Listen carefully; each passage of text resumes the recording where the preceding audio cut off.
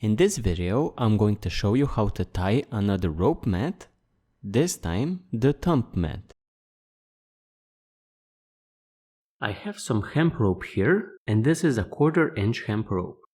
Now before we can actually start tying our mat, there are a few things that we need to take care of.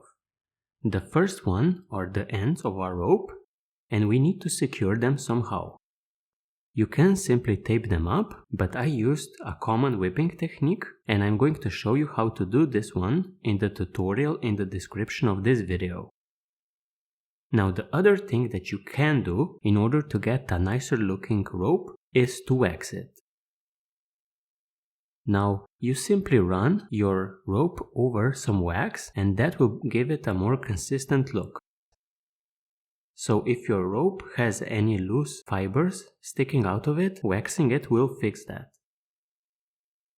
Now once we have prepared our rope, we need to actually know how much rope we need.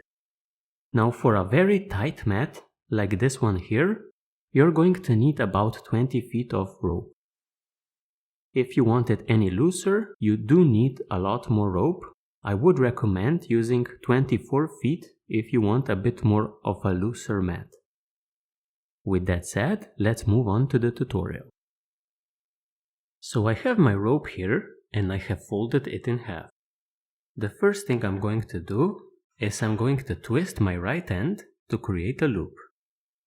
I'm then going to pass over this loop, so over 2, then twist my right end to create a third loop, going over 2, and then under on the bottom right. Then I'm going to pass over 2 here on the left and under my left end, and we are at our final step already. We're going to go over 1, under 1,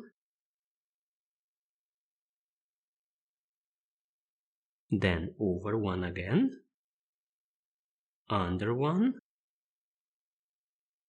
over 1, and under 1. Like this.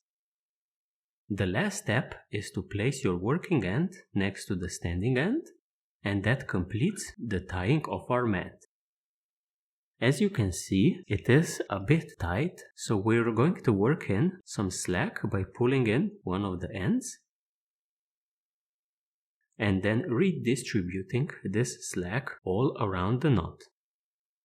This will make it easier to double, and once you have done that, simply take one of the ends and start doubling up the other end, and this will use up your ends.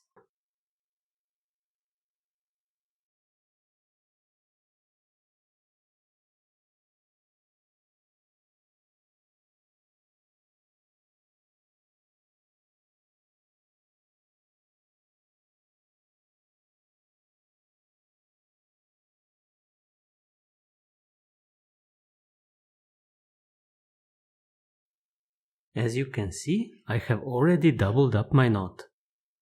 You can now triple it, quadruple it, and so on until you run out of rope. At that point, we're going to finish our mat. Once you have tied your mat, it should look something like this. Now, the last step in making a mat that I would recommend is that you stitch up both of the ends together in order to prevent your mat from unraveling. Now to do this, all you will need is a needle and some thread. And I'm just going to thread my needle here.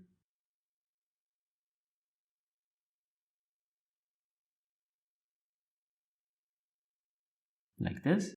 And on the other side, we're going to tie a simple overhand knot.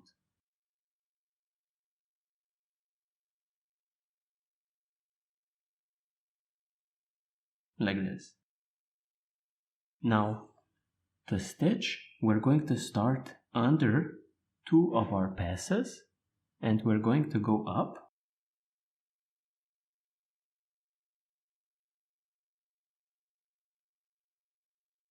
like this.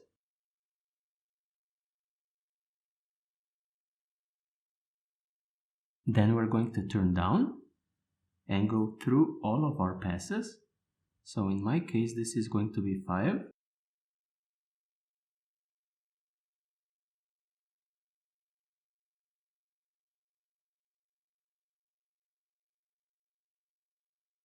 Now pull tightly.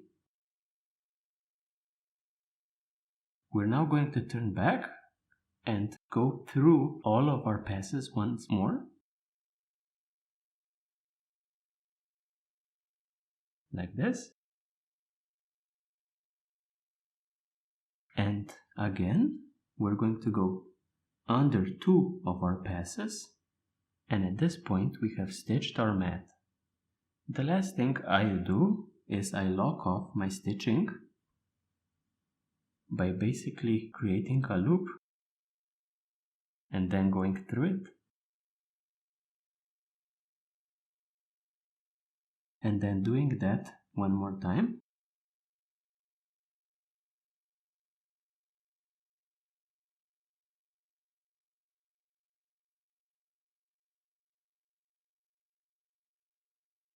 Then I run my thread to the other side of my passes. So on the bottom side, all the way towards your bottom.